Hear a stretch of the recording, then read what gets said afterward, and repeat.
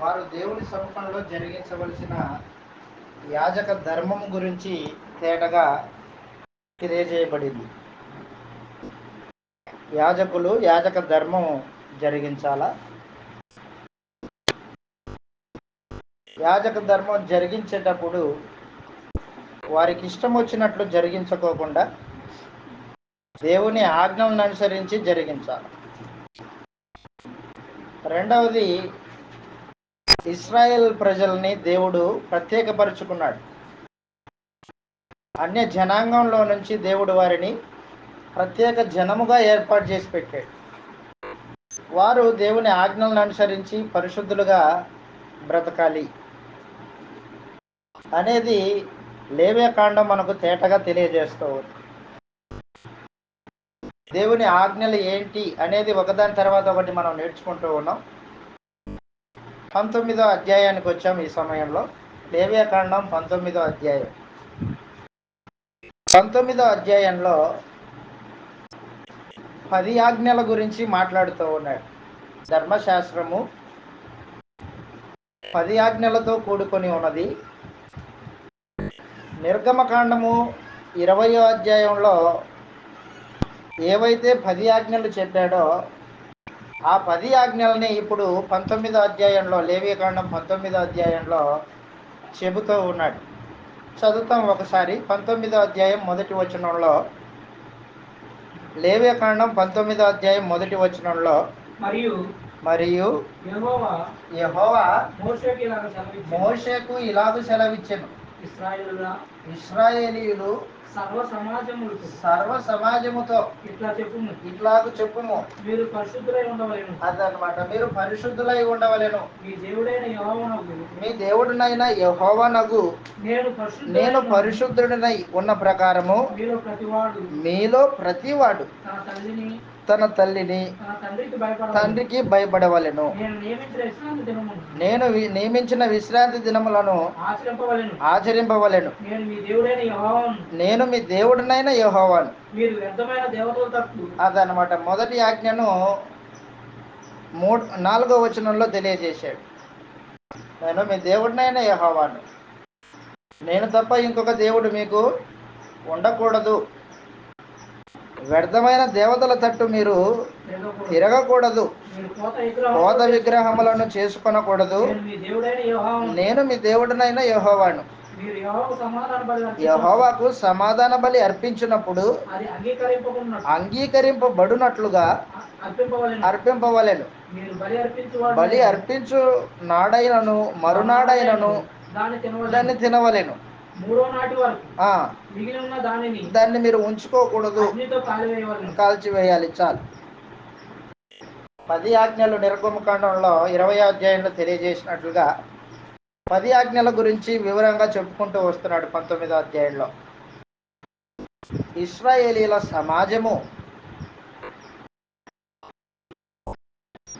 విగ్రహముల తట్టు తిరగకూడదు. ఏ పోత పోసిన విగ్రహాన్ని దేవతగా భావించకూడదు. నేను తప్ప ఇంకొక దేవుడు మీకు లేడు, ఉండకూడదు. నేనే యెహోవాను.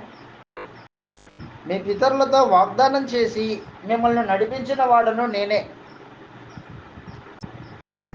ధర్మశాస్త్రంలో ఇంత ఖచ్చితమైన ఆజ్ఞను దేవుడు వారికి ఇస్తే ఇశ్రాయేలీలు అరణ్యంలో ఉండంగానే, దేవుని కార్యక్రమాలు కన్నులారా చూస్తూ ఉండంగానే 40 దినాలు మోషే సీనాయి పర్వతం దగ్గర కొండ మీదకి వెళ్ళినప్పుడు ఇశ్రాయేలీలు ఒక విగ్రహాన్ని తయారు చేసుకున్నారు. పోతపోసిన విగ్రహాన్ని వారు తయారు చేసుకున్నారు. నిర్గమకాండము 32వ అధ్యాయము 1వ వచనం నుండి మనం చదివితే, వారు ఐగుప్తు దేశంలో చూసిన ఆచారం చొప్పున ఒక బంగారు దూడను తయారు చేసుకున్నారు వాళ్ళు. కొండ దిగకుండా తడువు చేయుట ప్రజలు చూచినప్పుడు ఆ ప్రజలు అహరోను వద్దకు కూడి వచ్చి, లెమ్ము, మా ముందర నడుచుటకు ఒక దేవతను మా కొరకు చెయ్యి. ఐగుప్తులో నుండి మమ్మల్ని రప్పించిన ఆ మోషే అనువాడు ఏమైపోయాడో మాకు తెలియదు. అయితే నువ్వైతే మా కొరకు ఒక దేవతను చెయ్యి అని వారి చేతుల్లో చెవుల్లో ఉన్న బంగారాన్నంతా తీసి అహరోను చేతిలో పెట్టాడు. అహరోను వారి కొరకు ఒక విగ్రహం దూడని చేశాడు, బంగారు దూడ. బంగారు దూడ ఎదుట వాళ్ళు తినుచు త్రాగుచు గంతులేస్తూ ఉన్నారు.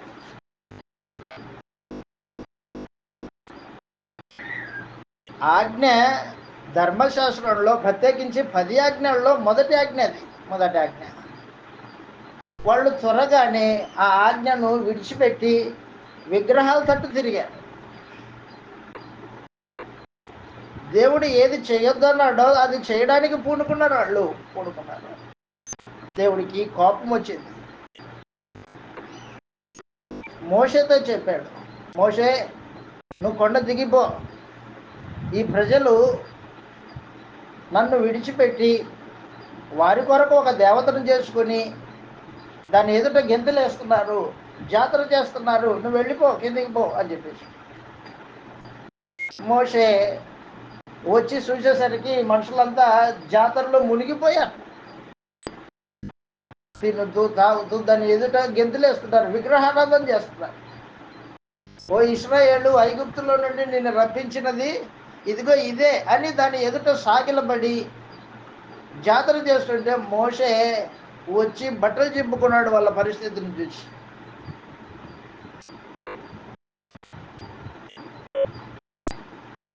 ఏం చేస్తాడు నాయకుడు? ఐగుప్తు దేశంలో నుండి ఎర్ర సముద్రాన్ని పాయలు చేసి ఫరో సైన్యాన్ని గెలిచి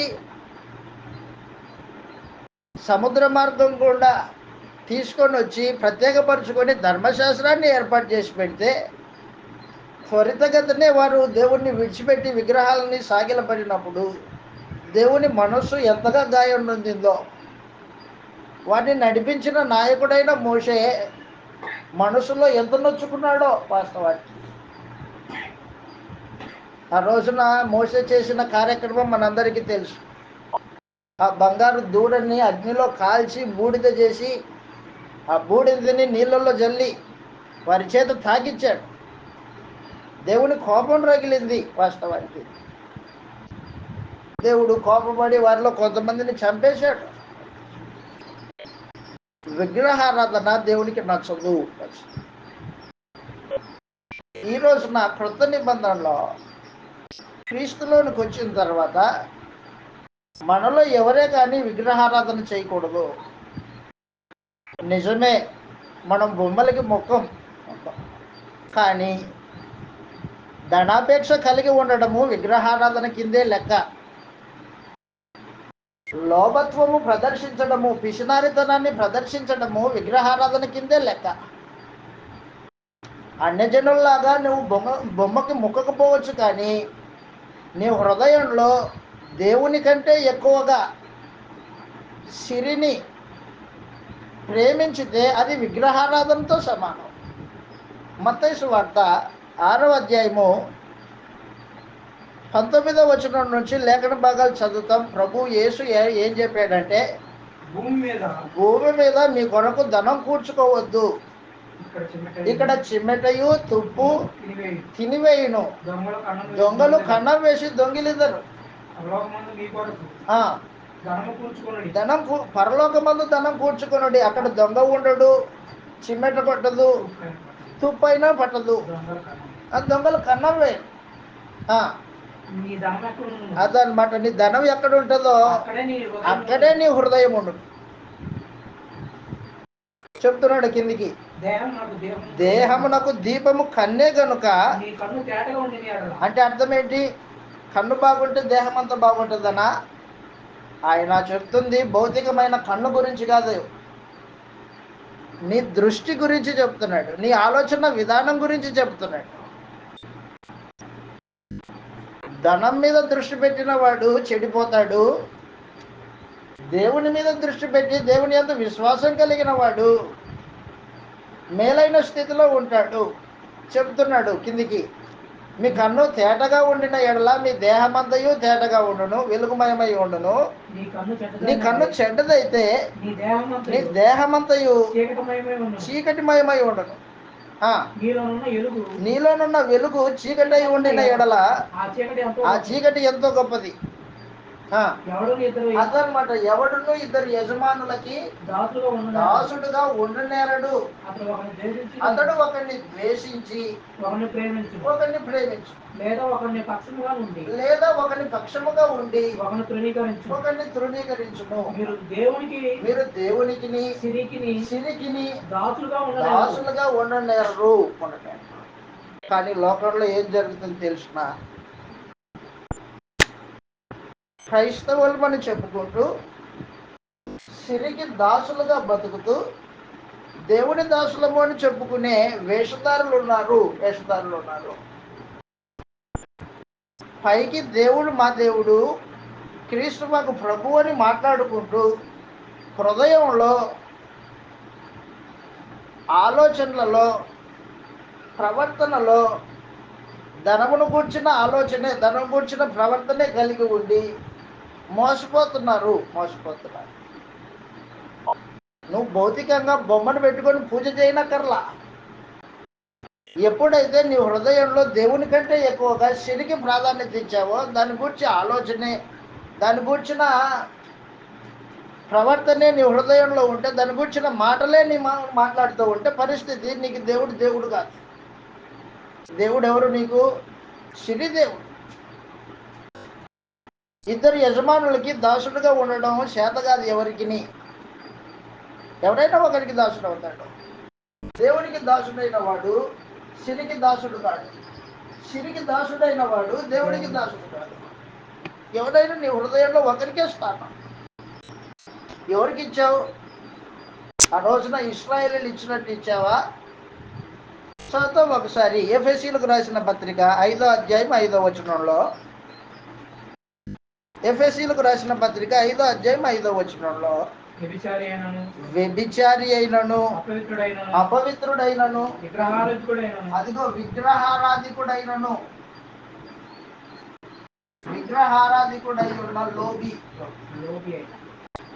లోబి విగ్రహారాధికుడు. లోబి అంటే పిసినాని వాడు.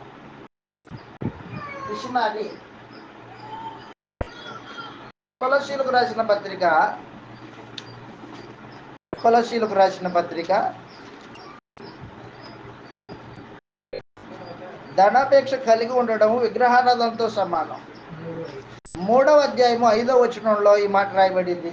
కావున భూమి మీద ఉన్న మీ అవయవములను అనగా జారత్వమును, అపవిత్రతను, కామాతురతను, అదిగో దురాశను, విగ్రహారాధనైన ధనాపేక్షను. ధనాపేక్ష విగ్రహారాధనతో సమానం. ధనాపేక్ష విగ్రహారాధనతో సమానం. ఒక విచిత్రమైన సంగతి చెప్తాను, గుర్తుపెట్టుకో. యెహెజ్కేలు ప్రవక్తగా ఉన్న దినాల్లో మనుషులు, ఇశ్రాయేలీలు, ప్రత్యేకించి యూదులు యెహెజ్కేలు దగ్గరకు వచ్చారు. ప్రవక్త దగ్గర దేవుని మాట దొరుకుతుందని, దేవుని మాట విందామని వచ్చారు. వస్తే దేవుడు యెహెజ్కేలుకి ముందే సమాచారం చెప్పాడు దర్శనంలో. యెహెజ్కేలు, నీ దగ్గరికి మనుషులు వస్తున్నారు, వారు నా వాళ్ళు కాదు, కానీ నా వారైనట్టు నీ దగ్గర కూర్చుంటారు. దేవుని మాట చెప్పు, మేము వింటాము అంటారు. కానీ వారి హృదయాల్లో నాకు చోటు లేదు. మూగ విగ్రహాలని వారి హృదయాల్లో కలిగి నీ దగ్గరకు వచ్చారు. నువ్వు ఏ మనసుతో వచ్చావో, ఏ మనసుతో జీవితాన్ని కొనసాగిస్తున్నావో నీ పక్కనున్న వ్యక్తికి తెలియకపోవచ్చు. నీ ఇంట్లో ఉన్న నీ భార్యకి తెలియదు, నీ చుట్టుపక్కల ఉన్న వారికి తెలియదు. కానీ దేవుడికి తేటగా తెలుసు. దేవుడికి తేటగా తెలుసు. యెహెజ్కేలు గ్రంథం 14వ అధ్యాయం. నీ హృదయంలో నీ యజమాని ఎవరో నీకు తెలుసు, నీ దేవునికి తెలుసు. పక్కనున్న నీ బంధువులకు కానీ నీ తోటి వారికి కానీ తెలియకపోవచ్చు. ఎందుకంటే హృదయము ఎదుటివానికి తెలియదది. యెహెజ్కేలు గ్రంథం 14వ అధ్యాయం 1వ వచనం నుంచి చదివితే ఇలాగంటూ ఉన్నాడు. అంతటా యెహోవా వాక్కు నాకు ప్రత్యక్షమై ఇశ్రాయేలు పెద్దలతో కొందరు నా యొద్దకు వచ్చి నా ఎదుట కూర్చుండి ఉండగా యెహోవా వాక్కు నాకు ప్రత్యక్షమై ఇలాగ సెలవిచ్చెను, నరపుత్రుడా, ఈ మనుషులు తమ హృదయములలో ఎక్కడ పెట్టుకున్నారు విగ్రహాలు? బయట పెట్టుకుంటే సరిపోదా? బయట పెట్టుకుంటే అందరికి కనిపిస్తుంది, హృదయంలో పెట్టుకుంటే ఎవరికి కనిపించదు. కాబట్టి ఈ ప్రజలు వారి హృదయంలో విగ్రహములను పెట్టుకొని దోషము పుట్టించు అభ్యంతరములు తమ ఎదుటనే పెట్టుకొని ఉన్నారు. మీరు నా యొద్ద ఏదైనా విచారణ చేయుదురా? కావున వారితో ఈ సంగతి తెలియజేయి, ఇలాగ చెప్పు, ప్రభు అయిన యెహోవా సెలవిచ్చినదేమనగా, విస్తారమైన విగ్రహములను బట్టి తమ మనస్సును విగ్రహములు నిలుపుకొని తమ దోషం కలగజేసుకొని తమ ఎదుట అభ్యంతరములు పెట్టుకొని ప్రవక్త యొద్దకు వచ్చు ఇశ్రాయేలీలందరూ తమ విగ్రహముల మూలంగా అదనమాట. అన్యులు ఎవరు? ఎవరి హృదయంలో విగ్రహాలు ఉంటాయో వారు దేవునికి అన్యులు, దేవుని సంబంధులు కాదు. నీ హృదయంలో ఎవరున్నారు దాన్ని బట్టి నువ్వు దేవునికి ఏమవుతావు? ధనాపేక్ష, పిసినారితనం నీ హృదయంలో ఉంటే నీవు దేవుని సంబంధివి కాదు, ముమ్మాటికి కాదు. మోసపోవద్దు. నీ హృదయం నిన్ను మోసపుచ్చడానికి ప్రయత్నం చేస్తుంది. మేము ఆయన వాళ్ళమే అనొచ్చు నువ్వు గట్టిగా, కానీ నీ హృదయం చెబుతూ ఉంటుంది దేవుడికి. నీ హృదయం దేవుడికి తెలుస్తాయనగా. ధనాపేక్ష సమస్తమైన కీడులకు మూలం. కొందరు దాన్ని ఆశించి ఊరిలోను శోధనలోను అవివేకయుక్తమైన అపాయంలోనూ పడిరి. తిమోతికి రాసిన మొదటి పత్రిక 6వ అధ్యాయము 6వ వచనం నుండి ఈ మాటలు తెలియజేస్తూ ఉన్నాడు. తిమోతి, యవనస్తుడా, సంతుష్టి సహితమైన దైవభక్తి గొప్ప లాభసాధకమై ఉన్నది. మనం ఈ లోకంలోనికి ఏమీ తీసుకురాలేదు, దీంట్లో నుంచి ఏమీ తీసుకొని పోలేదు. కాగా అన్నవసరాలు కలిగిన వారై ఉండి వాటితో తృప్తి పొంది ఉందము. ధనవంతులకు అపేక్షింపక శోధనలోను ఉరిలోను అవివేకయుక్తములను హానికరములనైన అనేక దురాశల్లోనూ పడుదురు. అటివి మనుషులను నష్టంలోను నాశనంలోను ముంచేస్తుంది. ఎందుకంటే ధనాపేక్ష సమస్తమైన కీడులకు మూలము. కొందరు దాన్ని ఆశించి విశ్వాసం నుండి తొలగిపోయింది. అదనమాట, తమను తామే పొడుచుకునే పరిస్థితి. ఎవరికి? ఎవరైతే సిరికి దాసులు అవుతారో వారి సంగతి అది. దేవుడికి దాసుడు అయితే నీకు నాశనం ఉండదు. నీ హృదయంలో ధనాపేక్ష విగ్రహంతో సమానము అన్నమాట. నీ నాశనానికే అది, నాశనానికే. గ్రంథంలో మరొక విగ్రహం గురించి మాట్లాడబడింది. సమూయేలు మొదటి గ్రంథం 15వ అధ్యాయంలో సౌలు అనే ఇశ్రాయేలీల రాజు దేవుని మాటని పక్కన పెట్టి తన ఆలోచన ప్రకారంగా నడుచుకున్నాడు. సమూయేలు మొదటి గ్రంథము 15వ అధ్యాయము సమూయేలు మొదటి గ్రంథము 15వ అధ్యాయం. మూర్ఖ స్వభావము విగ్రహారాధనతో సమానం.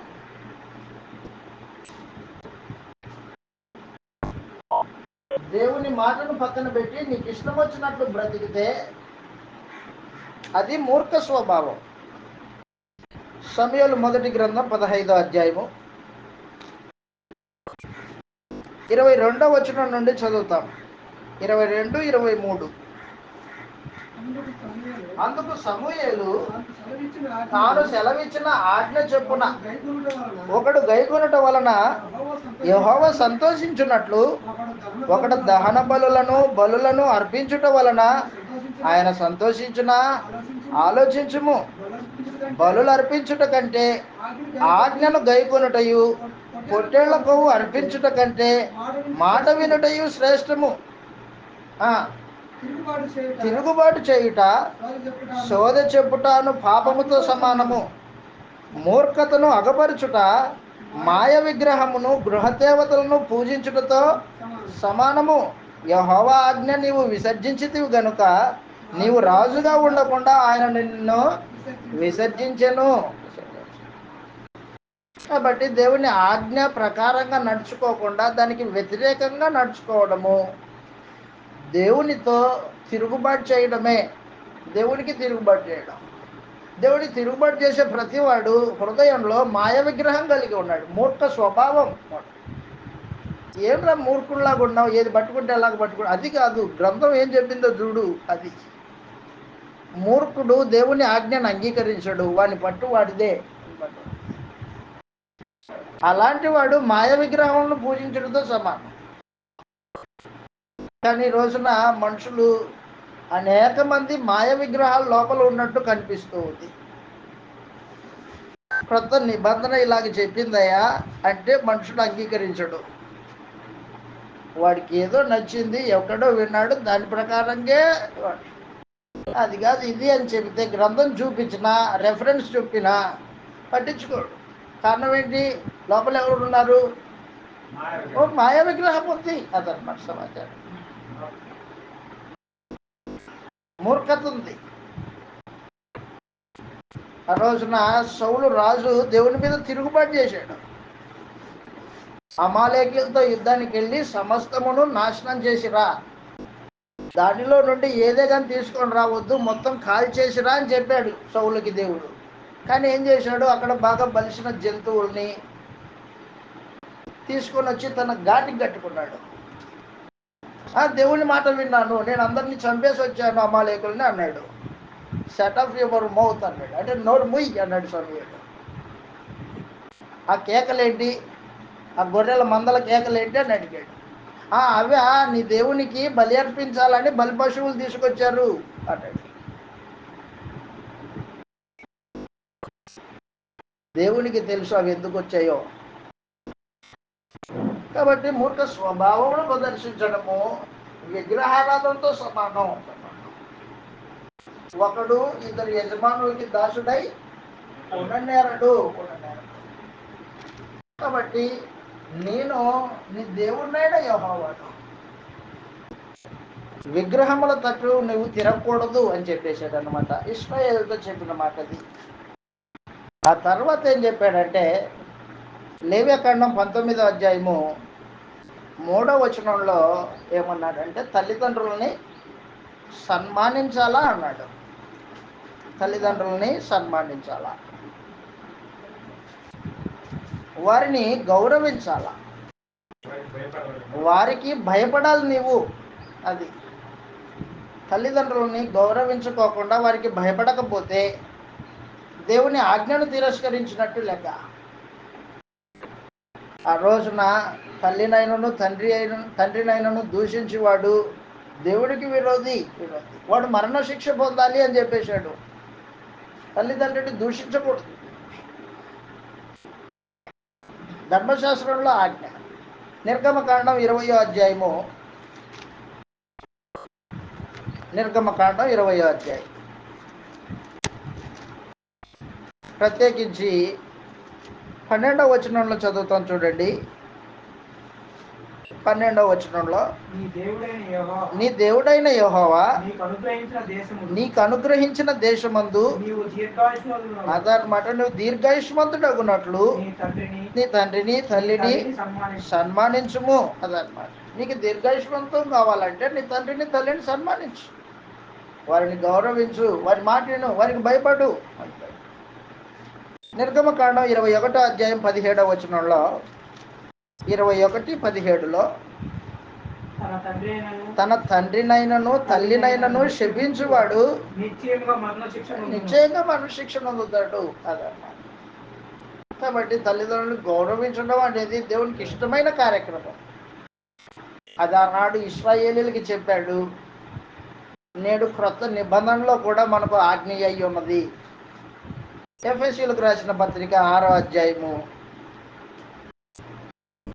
3వ వచనంలో ఎఫెసీయులకు రాసిన పత్రిక 6వ అధ్యాయం 3వ వచనంలో ఈ మాట రాయబడింది. అప్పుడు నీవు 2వ వచనం నుండి నీకు మేలు కలిగినట్లు అది నీకు మేలు కలుగునట్లు నీ తండ్రిని తల్లిని సన్మానించు. నీ తల్లిని తండ్రిని సన్మానింపు. అప్పుడు నీవు భూమి మీద దీర్ఘాయుష్మంతుడు. అప్పుడు భూమి మీద దీర్ఘాయుష్మంతుడు వగుదువు. ఇది వాగ్దానంతో కూడిన ఆజ్ఞలలో మొదటిది. తండ్రులారా మీ పిల్లలను కోపం రేపక ప్రభు యొక్క శిక్షలోను బోధలోను వారిని పెంచుడి. కాబట్టి తల్లిదండ్రులను సన్మానించమని క్రొత్త నిబంధన తేటగా చెప్తుంది. వారి వృద్ధాప్యమందు వారికి ప్రత్యుపకారం చేయాల. మనం చిన్నపిల్లవారిగా ఉన్నప్పుడు తల్లిదండ్రులు మనల్ని ఎలాగ చూశారో వారి వృద్ధాప్యంలో మనం వారిని అలాగ చూసుకోవాలి. ప్రత్యుపకారము అంటాడు దాన్ని. వారిని సంరక్షించాలి. మన బాధ్యత అది. నీ బాధ్యతను ఇంకొకరికి అప్పచెప్పేది కాదు. అది నీ బాధ్యత, నువ్వు నిర్వర్తించాలి. తల్లిదండ్రులని పోషించడము, సంరక్షించడము భక్తిలో భాగం. అది భక్తిలో భాగం. ఒకవేళ నీ తల్లిదండ్రులని తిరస్కరించి నేను ఆజ్ఞలు పాటిస్తున్నా, కొత్త నిబంధన ప్రకారం ఆరాధన చేస్తున్నా, ప్రార్థన చేస్తున్నా అంటే నీ భక్తి అంగీకరించబడదు. తిమోతికి రాసిన మొదటి పత్రిక 5వ అధ్యాయము నీ భక్తి అంగీకరింపబడే పరిస్థితి ఎప్పుడంటే నువ్వు తల్లిదండ్రులను సన్మానించి వారిని సంరక్షించినప్పుడు. 5వ అధ్యాయము తిమోతికి రాసిన మొదటి పత్రిక 5వ అధ్యాయం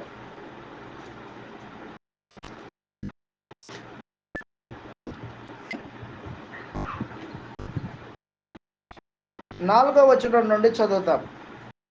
అయితే ఏ విధవరాలికైనను పిల్లలు గాని ఉండిన ఎడల ఇంటి వారి ఎడల భక్తి కనపరచుటకును తమ తల్లిదండ్రులకు ప్రత్యుపకారం చేయుటకును నేర్చుకునవలెను. ఇది దేవుని దృష్టికి అనుకూలమై ఉన్నది. అయితే నిజముగా అనాథలైన వారు ఏకాకి అయి ఉండి దేవుని మీదనే తన నిరీక్షణ పెట్టుకుని విజ్ఞాపనల యందు ప్రార్థనల యందు రేయింపగుళ్ళు నిలకడగా ఉండును. చాలు. 8వ వచనంలో ఎవడైనను స్వకీయులను విశేషముగా తన ఇంటి వారిని సంరక్షింపకపోయిన ఎడల వాడు విశ్వాస త్యాగం చేసిన వాడై అవిశ్వాసి కన్నా చెడ్డవాడై ఉండు. వాడిని చూసి అవిశ్వాసి అంటావు, మంచిదే. వాడు విశ్వాసం ఉంచలేదు కాబట్టి అవిశ్వాసే. కానీ వాడికంటే చెడ్డోడు ఎవడో తెలిసిన, నీ ఇంటి వారిని సంరక్షించకపోతే వాడికంటే చెడ్డోడివి నీవు. ఎంత ప్రమాదమో. కాబట్టి క్రొత్త నిబంధన భక్తి తల్లిదండ్రులను సన్మానించడంలోనూ ఇంటి వారిని సంరక్షించడంలోనూ భాగమై ఉంది. ఆ తర్వాత చెప్పాడు లేవ్యకాండం 19వ అధ్యాయంలో ఏం చెప్పాడంటే నిన్ను వల్లే నీ పొరుగు వాడిని ప్రేమించాలా అని చెప్పుకుంటూ వచ్చాడు. 19వ అధ్యాయంలో నిన్ను వల్లే నీ పొరుగు వాడిని ప్రేమించాలా.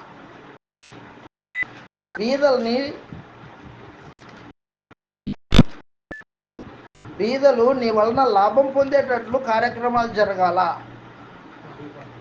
చదువుతాం ఒకసారి. లేవికాండం 19వ అధ్యాయం. నిన్ను వలె నీ పొరుగువాడిని ప్రేమించాలా. లేవికాండం 19వ అధ్యాయం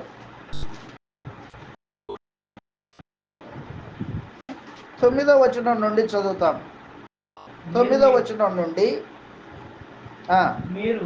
మీరు మీ భూమి పంటను కోయినప్పుడు మీ పొలము యొక్క వరలను పూర్తిగా కోయకూడదు. నీ కోతలో పరిగెను ఏరుకొనకూడదు. మీ ఫలవృక్షములు తోట పైరును కూర్చుకొనకూడదు. రాలిన పండ్లను ఏరుకోకూడదు. బీదలకును పరదేశులకును వాటిని విడిచిపెట్టవలెను. నేను మీ దేవుడినైన యెహోవాను. కాబట్టి మీరేం చేయాలంటే, మీ పంట పొలము పండినప్పుడు ఆ పంట పొలాన్ని పూర్తిగా కిందికి కోయకూడదు. కొన్ని పనులు విడిచిపెట్టాలా. ఆ పనులు విడిచిపెట్టిన తర్వాత అయ్యో ఈ పనులు విడిచిపెట్టాను అని మళ్ళీ పొలంలోకి వెళ్ళి కోసుకోకూడదు. అది బీదలకి నేనిచ్చాను. మీరు నా బిడ్డలు. నేను దయగలిగిన వాడిని, కరుణ కలిగిన వాడిని. మీరు కూడా మీ సహోదరుల పట్ల దయ కనికరం కలిగి నడుచుకోవాలా. బీదల్ని సంరక్షించాలా, గుర్తుపెట్టుకో. కాబట్టి ఇశ్రాయేలీలు దేవుని ప్రజలు వారి మధ్యలో తోటి వారిని ప్రేమించాలా అనే ఒక నిబంధనను ఏర్పాటు చేసి పెట్టాడు. నిన్ను వల్లే నీ పొరుగు వారిని ప్రేమించాలా. మత్తయి సువార్త 19వ అధ్యాయంలో ఒక యవనస్తుడు యేసుప్రభు దగ్గరకు వచ్చి అడిగాడు, అయా ధర్మశాస్త్రంలో ప్రధానమైన ఆజ్ఞలు, నేను ఆజ్ఞలు పాటిస్తూనే ఉన్నాను అని చెప్పాడు. చదువుతాం ఒకసారి. మత్తయి సువార్త 19వ అధ్యాయంలో 2 ఆజ్ఞలు ఉన్నాయి. ధర్మశాస్త్రానికి ప్రధానమైన ఆజ్ఞలు: 1, నీ పూర్ణ హృదయంతోనూ, నీ పూర్ణ బలముతోనూ, నీ పూర్ణ వివేకంతోనూ యెహోవా దేవుణ్ణి ప్రేమించాలా. 1. 2, నిన్ను వలె నీ పొరుగు వాడిని ప్రేమించాలా. ఈ 2 ధర్మశాస్త్రంలో ప్రధానమైన ఆజ్ఞలు. ఇవి చిన్నప్పటి నుంచి పాటిస్తున్నానయ్యా నేను అన్నాడు. మత్తయి సువార్త 19వ అధ్యాయం 16వ వచనంలో ఒకడు ఆయన యొద్దకు వచ్చి, బోధకుడా, నిత్య జీవం పొందుటకు నేనేం చేయాలి అని చెప్పాడు. ఆయన అడిగాను. అందుకు ఆయన, మంచి కార్యముల గురించి నన్నెందుకు అడుగుచున్నావు? మంచివాడు ఒక్కడే. జీవంలో ప్రవేశింపకోరిన ఎడల ఆజ్ఞలు గైకొనమని చెప్పాను. ఏ ఆజ్ఞలు? అడగగా యేసు, నరహత్య చేయవద్దు, వ్యభిచరించవద్దు, దొంగిలింపవద్దు, అబద్ధ సాక్ష్యం పలకవద్దు, అందరు మన తల్లిదండ్రులు సన్మానింపుము, నిన్ను వలె నీ పొరుగువాడిని ప్రేమించుము. అయ్యా నేను చిన్నప్పటి నుంచి పాటిస్తున్నానయ్యా అన్నాడు. Very good. అయితే నీకు ఒకటి కొనుగా ఉంది. ఏంటది? నీ ఆస్తి నమ్మే బీదలకి ఇచ్చేసి నన్ను వెంబడించు. అది నచ్చలేదు అతనికి. హృదయంలో ఎవరున్నారు? దయ్యం ఉంది. హృదయంలో దయ్యం ఉంది. వాడికి విగ్రహం ఉంది, ధనాపేక్ష ఉంది. కాబట్టి దయచేసి గుర్తుపెట్టుకో, నిన్ను వలె నీ పొరుగువాడిని ప్రేమించడం అనేది ధర్మశాస్త్రంలో ప్రాముఖ్యమైన ఆజ్ఞ. 2 ప్రాముఖ్యమైన ఆజ్ఞలు. 1, నీ దేవుణ్ణి పూర్ణ హృదయంతో ప్రేమించాలా. 2, నిన్ను వలె నీ పొరుగువాడిని ప్రేమించాలి. 19వ అధ్యాయం అంతా నిన్ను వలె నీ పొరుగువాడిని ప్రేమించమనే సూత్రాన్ని తేటగా తెలియజేస్తూ ఉంటుంది. బీదలైన వారిని కనికరించు, వారికి ఆహారం పెట్టు, ఇబ్బందుల్లో ఉంటే సహాయం చెయ్యి.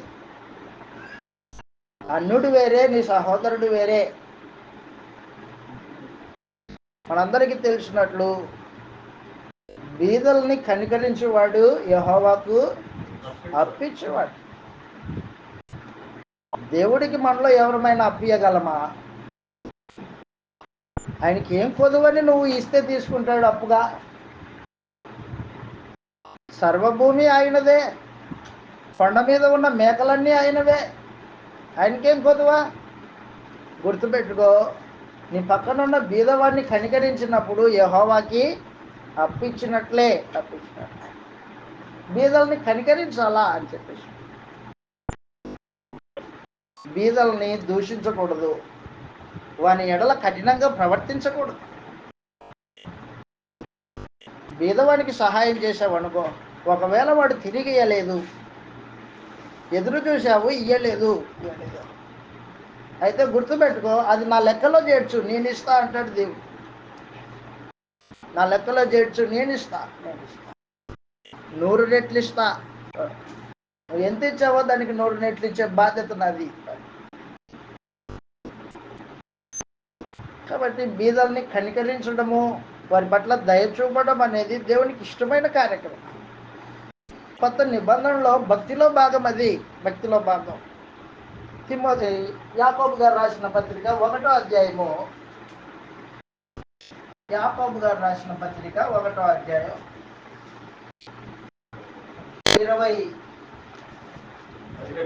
17వ వచనం. శ్రేష్టమైన ప్రతి ఈవియు, శ్రేష్టమైన ప్రతి ఈవియు, సంపూర్ణమైన ప్రతి వరమును, అది కాదు, సంబంధమైనది. 26వ వచనం, చివరి వచనం, 1వ అధ్యాయం చివరి వచనంలో చెప్తూ ఉంటాడు, దేవుని ఎడల యథార్థమైన భక్తి ఏదనగా. ఎన్నో వచనం అది? 26వ వచనం. నోటిని కళ్ళెం పెట్టుకొనక తన హృదయమును మోసపరుచుకొనుచు భక్తి గలవాణ్ణని అనుకొనిన ఎడల వాని భక్తి వ్యర్థమే. తండ్రి అయిన దేవుని ఎదుట పవిత్రమును, గుర్తుపెట్టుకోండి, పవిత్రమును నిష్కలంకమైన భక్తి ఏదనగా దిక్కులేని పిల్లలను, విధవరాండ్రను వారి ఇబ్బందుల్లో పరామర్శించుటయు, ఇహలోక మాలిన్యము తనకు అంటకుండా తను తాను కాపాడుకొనుటయునే. అదనమాట. ఇబ్బందుల్లో ఉన్న విధవరాండ్రని, దిక్కులేని పిల్లల్ని నీ ఇంట చేర్చుకోవడం.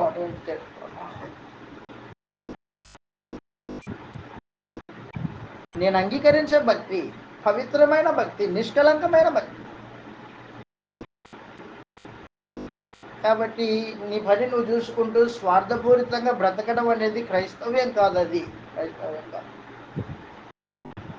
ఇబ్బందుల్లో ఉన్నవారు నీకు కనిపించినప్పుడు వారికి నీ వంతు సహాయం. ఒకవేళ వారు ఇచ్చినా ఇవ్వకపోయినా గుర్తుపెట్టుకో, ఇవ్వకపోయినా నేను ఇస్తా, నీకు నేను ఇస్తా.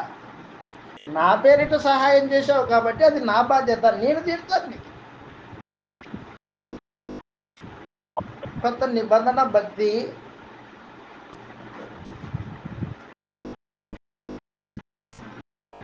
పుచ్చుకొనుట కంటే ఇచ్చుట ధన్యము అని చెప్పాడు ప్రభు అనేష్. ఎదుటివాడికి ఇచ్చుట ధన్యకరమైంది. బీదల్ని కనికరించడము దేవునికి ఇష్టమైన కార్యక్రమం. కాబట్టి నిన్ను వల్లే నీ పొరుగు వాడిని ప్రేమించు. వాడి ఇబ్బందుల్లో ఉంటే వాడికి సహాయం చేయి. మనందరికీ తెలుసు, యేసు ప్రభు రెండవసారి ప్రత్యక్షమైనప్పుడు ఆయన మహిమగల సింహాసనం మీద ప్రత్యక్షమవుతాడు. కుడివైపున గొర్రెల్ని, ఎడమ వైపున మేకల్ని వేరు చేసి గొర్రెలతో చెబుతాడంట. కుడివైపున్న గొర్రెలతో చెబుతాడంట, ఏమని?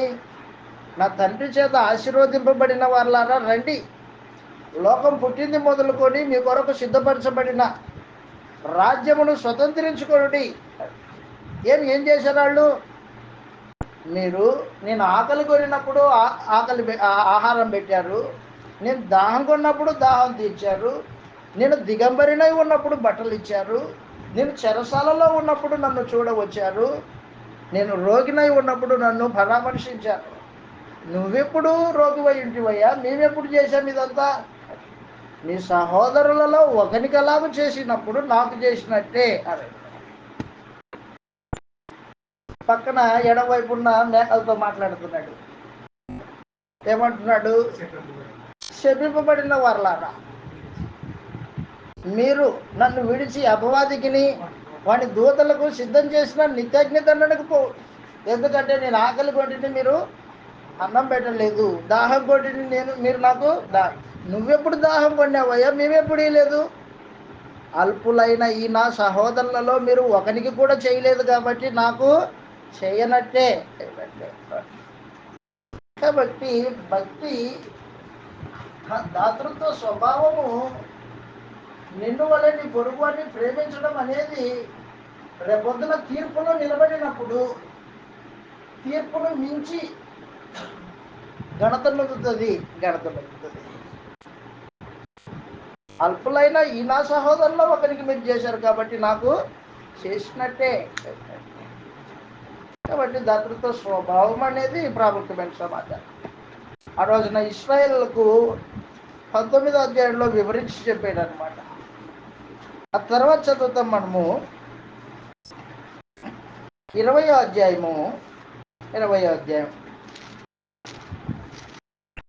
లేవ్యకాండం 20వ అధ్యాయంలో అక్రమ సంబంధాలు పెట్టుకోవద్దు అని చెప్పాడు. లేవ్యకాండము 20వ అధ్యాయం, అక్రమ సంబంధాలు పెట్టుకోవద్దు. లేవ్యకాండము 20వ అధ్యాయంలో అక్రమ సంబంధాలు పెట్టుకోవద్దు.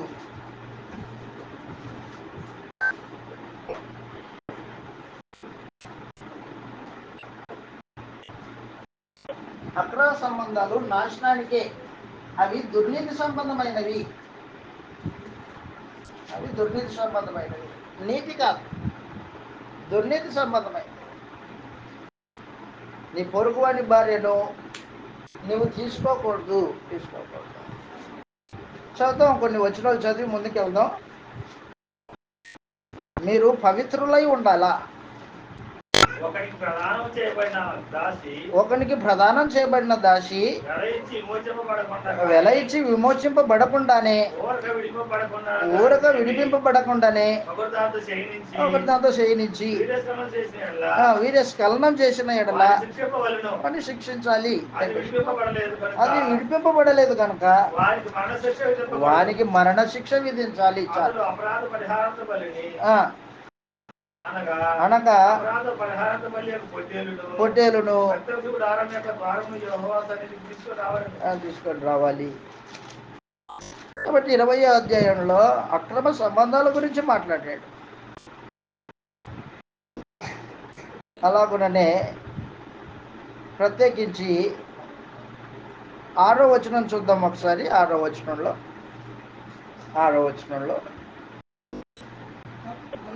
మరియు కర్ణపిశాచి గల వారితోనూ శోధకాండ్రతోనూ వ్యభిచరించుటకు వారి తట్టు తిరగకూడదు.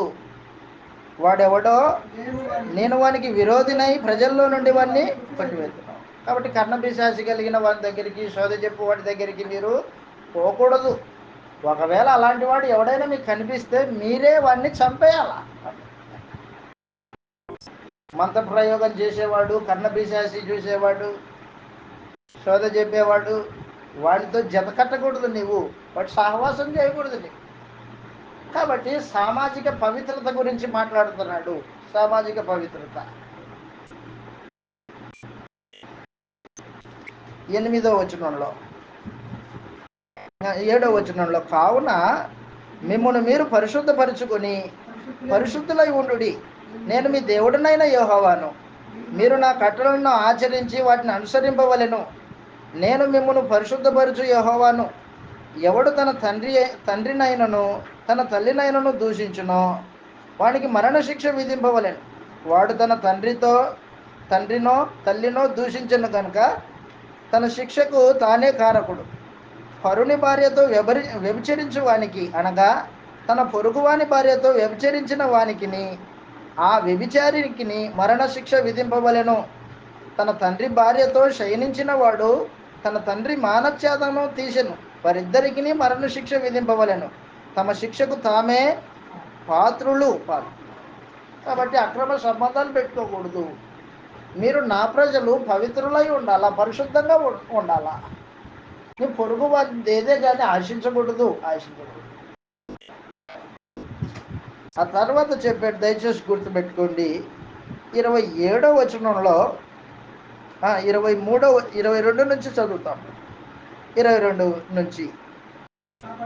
కాబట్టి మీరు నివసించున్నట్లు నేను ఏ దేశమునకు మిమ్మల్ని తీసుకొని పోవచ్చున్నానో ఆ దేశము మిమ్మల్ని కక్కివేయకుండానట్లు నా కట్టడలన్నిటినీ నా విధానాలన్నింటినీ అనుసరించి, అదనమాట, కనానీయులను కక్కివేసే దేశం ఇది. ఆ రోజున కనానీయులను కక్కేస్తుంది, మిమ్మల్ని నాడుతున్నాను అని చెప్పాడు. చెప్తే ఇప్పుడేమంటున్నాడు? మీరు నా ఆజ్ఞలను అనుసరించి నడిస్తే మిమ్మల్ని కక్కేయదు, నా ఆజ్ఞలు మీరితే మిమ్మల్ని కూడా కక్కేస్తుంది. జాగ్రత్త. చెప్తున్నాడు కింద 23వ వచనంలో, నేను మీ ఎదుటి నుండి వెళ్ళగొట్టిన జనముల ఆచారములను బట్టి నడుచుకోకూడదు. వారు అట్టి క్రియలన్నీ చేసిరి గనుక నేను వారి యందు అసహ్యపడి తిని. నేను మీతో చెప్పిన మాట ఇదే, మీరు వారి భూమిని స్వాస్థ్యముగా పొందుదురు. అది అనగా పాలు తేనెలు ప్రవహించు ఆ దేశము మీకు స్వాస్థ్యముగా ఉండునట్లు దాన్ని మీకు ఇచ్చేదను. జనములలో నుండి మిమ్మును వేరుపరిచిన మీ దేవుడినైన యెహోవాను నేనే. లోకంలో ఉండేవాళ్ళు మీరు, నేను మిమ్మల్ని ప్రత్యేకపరుచుకున్నాను. నేను పరిశుద్ధుల్ని, మీరును పరిశుద్ధులై ఉండాలి. పరిశుద్ధులు అంటే లోకానికి వేరైన ప్రజలు, లోకానికి వేరైన ప్రజలు, ప్రత్యేకముగా ఉన్నవాళ్ళు. 27వ వచనంలో చదువుతాం. ప్రత్యేకముగా ఉన్నవాళ్ళు స్త్రీయందేమి కన్న పిశాచి అయినను ఉండిన ఎడల రాళ్ళతో కొట్టాలి. 26వ వచనం, క్షమించండి, 26వ వచనంలో, యెహోవాను నేను పరిశుద్ధుడను, మీరు నా వారై ఉండునట్లు అన్య జనులలో నుండి నా వారై ఉండుటకు. ఆ మాట అండర్లైన్ చేసుకోండి. మీరు నా వారై ఉండడానికి మీకు ప్రత్యేకమైన భోజనము యొక్క నియమావళి ఇచ్చాను, ప్రత్యేకమైన విధులు కట్టడలు ఇచ్చాను. ఆ కట్టడలను అనుసరించి నడిచినప్పుడు మీరు నా వారై ఉంటారు, మీరు నా వాళ్ళు. ఈ రోజున మనము క్రీస్తు వారమై ఉండాలా? క్రీస్తు వారమై ఉండాలి. నువ్వు ఎవరి వాడవు? క్రీస్తు వాడినండి. ఆ క్రీస్తు వాడు అయితే క్రీస్తు చెప్పినట్లుగా నడుచుకోవాలి కదా. అవును. క్రీస్తు ఏం చెప్పాడు? క్రీస్తు ఏం చెప్పాడంటే,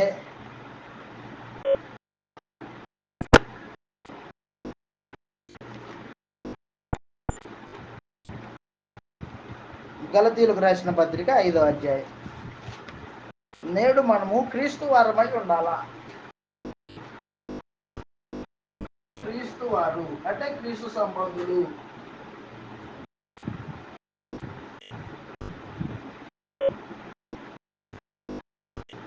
గలతీయులకు రాసిన పత్రిక 5వ అధ్యాయం 23వ వచనంలో, ఇటు వారికి విరోధమైన నియమమేమీ లేదు, క్రీస్తు యేసు సంబంధులు శరీరమును దాని ఇచ్చలతోనూ దురాశలతోనూ సిలువేసి ఉన్నారు. వారు క్రీస్తు సంబంధులు.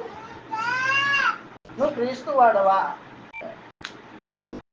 క్రీస్తు వాడవైతే మొట్టమొదటిగా నువ్వు శరీరం ఇచ్చలు కోరికల చేత దురాశలని సిలివేసిన వాడవై ఉండాలా. నీ శరీర ఇచ్చలు కోరికలు సిలువైకోకుండా క్రీస్తు సంబంధివి కాలేవు. శరీరం దాని ఇచ్చలతోనూ దురాశలతోనూ సిలివేసిన వాడు అంటే ప్రాచీన స్వభావాన్ని వదులుకున్నవాడు క్రీస్తు సంబంధి అయి ఉంటాడు. ప్రాచీన స్వభావాన్ని వదులుకోకుండా క్రీస్తు సంబంధి కాలేవు. ఎఫెసీయులకు రాసిన పత్రిక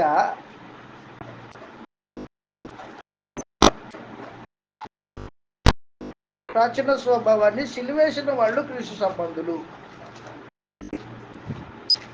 ఎఫెసీయులకు రాసిన పత్రిక 4వ అధ్యాయము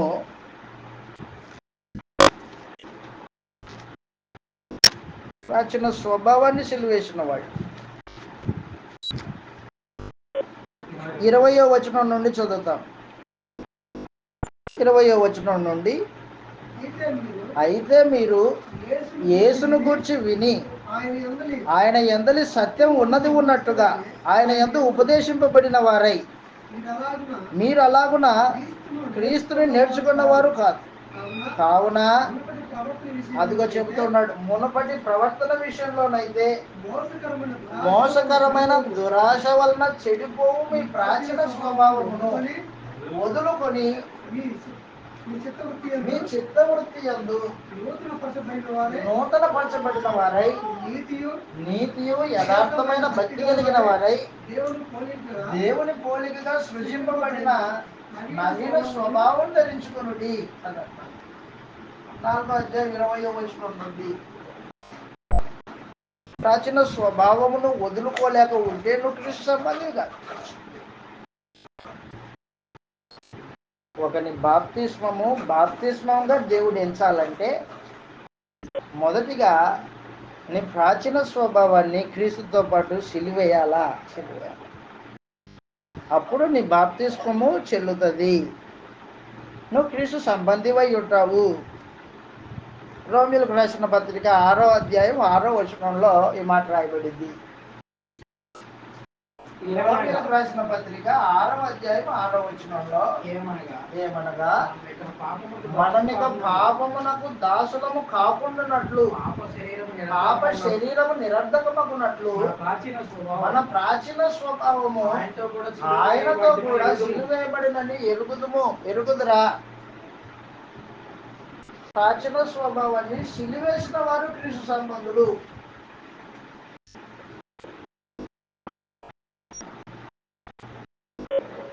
ప్రాచీన స్వభావాన్ని సిలివేయకోకుండా దాన్ని వెంటబెట్టుకొని తిరిగేవాడు క్రీస్తు సంబంధి కాదు. క్రీస్తు సంబంధి కాదు.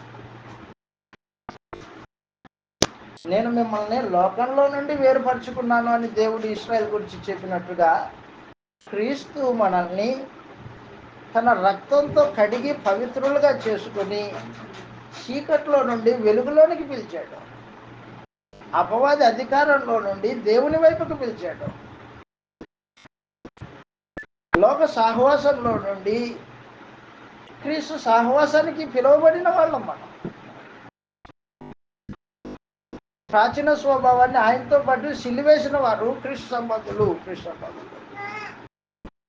అపోస్తలుల బోధ ప్రకారంగా విశ్వాసం ఉంచిన వాళ్ళు క్రీస్తు సంబంధులు, అందరూ కాదు.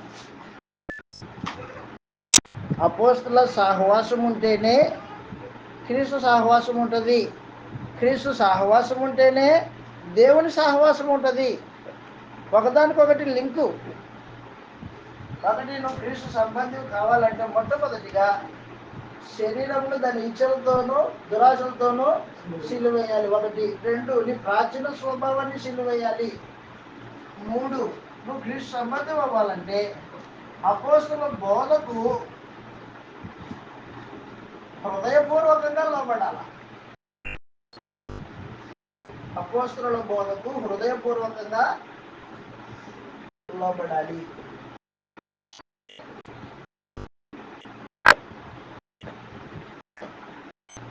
రోమీయులకు రాసిన పత్రిక 3వ అధ్యాయం, క్షమించండి 6వ అధ్యాయం. రోమీయులకు రాసిన పత్రిక 6వ అధ్యాయంలో అపోస్తలుల బోధకు హృదయపూర్వకంగా లోబడితే క్రీస్తు సహవాసం ఉంటుంది. లేకపోతే నీకు క్రీస్తుకి సంబంధం లేదు. 6వ అధ్యాయము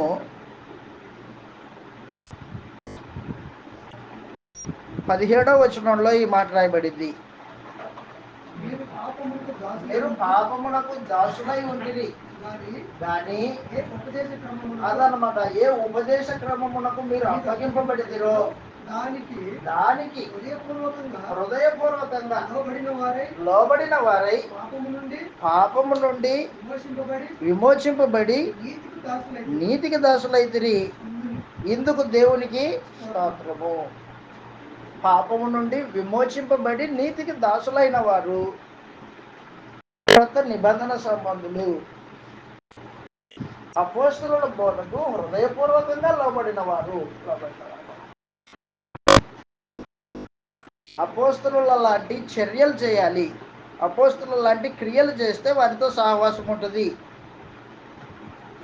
యోహాను గారు రాసిన మొదటి పత్రిక 1వ అధ్యాయం.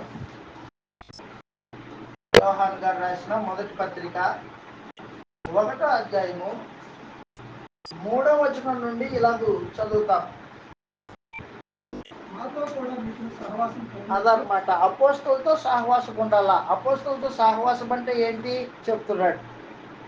మాతో కూడా మీకును సహవాసం కలుగునట్లు మేము చూచిన దానిని వినిన దానిని మీకు తెలియజేయుచున్నాము. మన సహవాసం అయితే తండ్రితో కూడాను ఆయన కుమారుడైన క్రీస్తుతో కూడాను ఉంది. అదనమాట. అపోస్తలులతో సహవాసం ఉంటేనే తండ్రితో సహవాసం ఉంటుంది, కుమారుడితో సహవాసం ఉంటుంది.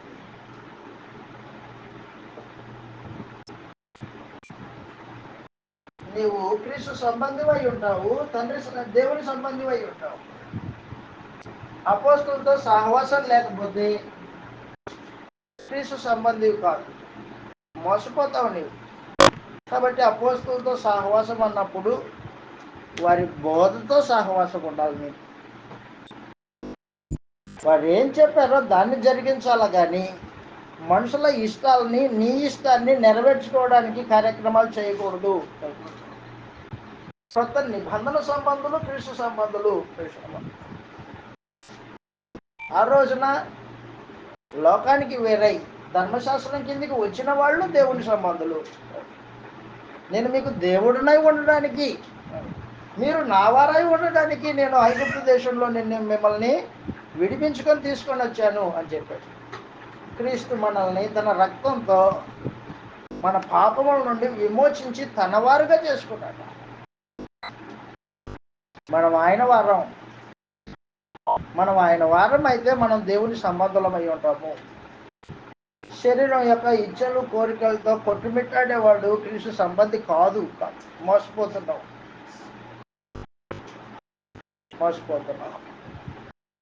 మత్తయి సువార్త 12వ అధ్యాయము 30వ వచనంలో యేసు ప్రభు ఇలాగ చెప్తున్నాడు, నా పక్షముగా ఉండని వాడు నాకు విరోధి అని.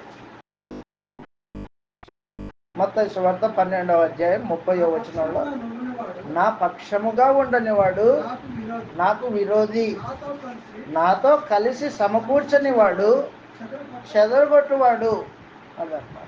కాబట్టి క్రీస్తుతో పాటు మనుషుల్ని దేవుని దగ్గరికి తీసుకొని రావాలి, సమకూర్చాలి. చెదరగొట్టేవాడై ఉండకూడదు. నీవు చెదరగొట్టేవాడు క్రీస్తు సంబంధి కాదు. అపోస్తలుల బోధనానుసారంగా మనుషుల్ని దేవునికి, క్రీస్తు ప్రభుకి జత చేయాలి. ఆత్మల్ని రక్షించాలి. మాయమాటలు చెప్పి రక్షించేది కాదు. యేసు ప్రభు ఎక్కడ మనుషుల్ని మోసగించే మాటలు చెప్పలేదు, యథార్థంగా చెప్పేవాడు. ఎవడైనా నన్ను వెంబడింపగోరితే తల్లిని, తండ్రిని, అన్నజల్లని, అక్కదమ్ములని విడిచిపెట్టి తన ప్రాణమును సహా ద్వేషించి నన్ను వెంబడించాలి, అప్పుడు నాకు శిష్యుడై ఉంటాడు అన్నాడు. యథార్థంగా మాట్లాడతాడు. వస్తే వచ్చినట్లు, లేకపోతే పోయినట్లు. మోసపూరితమైన మాటలు మాట్లాడరు. కాబట్టి నీవు ఎవరి వాడవు? క్రీస్తు వాడవా లేకపోతే అపవాది సంబంధివా? అపవాది సంబంధివై ఉండి దేవుడి సంబంధం అని చెప్పుకుంటున్నావా? అలా చెప్పుకునే వాళ్ళు చాలా మంది ఉన్నారు. యేసు ప్రభు బతికున్నప్పుడు పరిసయ్యులు, శాస్త్రులు అలా చెప్పుకున్నారు. ఏమని? మేము అబ్రహాం సంతానం అని చెప్పుకున్నారు. కానీ వారి హృదయంలో ఎవరికి దాసులై ఉన్నారు? వాళ్ళు అపవాదికి బిడ్డలై ఉన్నారు, అపవాదికి దాసులై ఉన్నారు.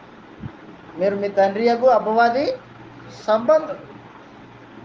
మీ తండ్రి దురాశ కలిగి ఉన్నాడు, మీరు ఆ దురాశను నెరవేరుస్తున్నారు అని చెప్పేసి.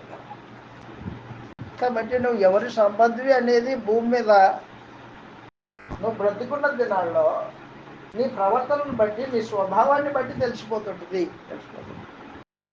ఇశ్రాయేలు, మీరు నావారు, లోకంలో నుండి, అన్ని జనుల్లో నుండి నేను మిమ్మల్ని వేరుపరుచుకున్నాను. ఈరోజు క్రీస్తు మనల్ని వేరు చేసుకున్నాడు. మనం క్రీస్తు సహవాసానికి వచ్చాం. మరి నీ సంగతి ఏమో నాకు తెలియదు.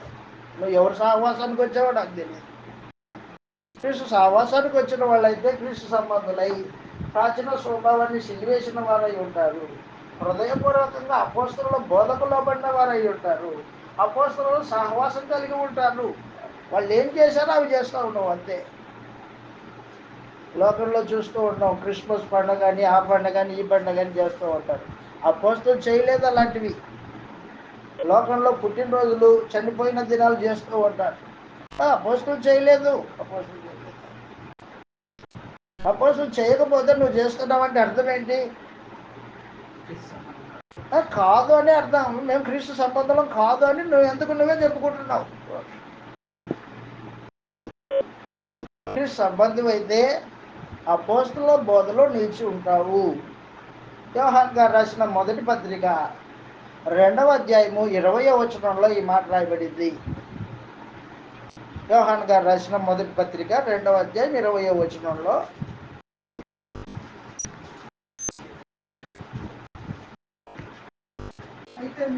అయితే మీరు పరిశుద్ధుని వలన 18వ వచనం, క్షమించండి, 18వ వచనంలో, చిన్నపిల్లలారా, అది చిన్నపిల్లలారా, కడవరి గడియ, ఇది కడవరి గడియ, క్రీస్తు విరోధి వచ్చాడని వింటిరి కదా, క్రీస్తు విరోధి వచ్చునని వింటిని కదా. ఇప్పుడు అనేకులైన క్రీస్తు విరోధులు బయలుదేరి ఉన్నారు. అనేకులైన క్రీస్తు విరోధులు బయలుదేరున్నారు. ఇది కడవరి గడియ అని ఇది కడవరి గడియ అని దీని చేత తెలుసుకొనుచున్నాము. దీని చేత తెలుసుకొనుచున్నాము. వారు మనలో నుండి బయలువెళ్ళారు కానీ అన్నమాట, మనలో నుండే బయలువెళ్ళి మన సంబంధులు కాదు. మన సంబంధులు కాదు. వారు మన సంబంధులైతే మనతో కూడా నిలిచిందురు. మనతో కూడా నిలిచిందురు. అయితే వారందరూ మన సంబంధులు కారని ప్రత్యక్షపరచబడినట్లు వారు బయలువెళ్ళిరి. మన సంబంధులు కాదు వాళ్ళు. అంత బైబిలే చెబుతారు, అపోస్తలుల బోధ చెప్పరు. మన సంబంధులు కాదు, మనలో నుండి వెళ్ళారు కానీ మన సంబంధులు కాదు అదనమాట. కాబట్టి నువ్వు ఎవరి సంబంధివి అనేది నువ్వు ఏ బోధకు లోబడ్డావో దాన్ని బట్టి తెటగా అర్థమవుతూ ఉంటుంది. అపోస్తలు బోధకు లోబడి అపోస్తలతో సహవాసం కలిగిన వారు క్రీస్తు సంబంధులై ఉంటారు. అలా కాకపోతే నీకు దేవుడికి సంబంధం లేదు, నీకు క్రీస్తుకు సంబంధం లేదు. నువ్వు క్రీస్తు వాడవైతే అపవాది సంబంధివై ఉండవు. నీవు అపవాది సంబంధివి అయితే క్రీస్తు సంబంధివి కాదు అదనమాట. కాబట్టి నీవెవరి వాడవు? మీరు నావారు అని చెప్పాడు దేవుడు ఇశ్రాయేలుతో మాట్లాడుతూ. ఈరోజున క్రీస్తుని బట్టి మనము దేవుని బిడ్డలం. దేవుని వారం, దేవుని వారంగానే బతకాల, నిబంధన అనుసరించే బ్రతకాల.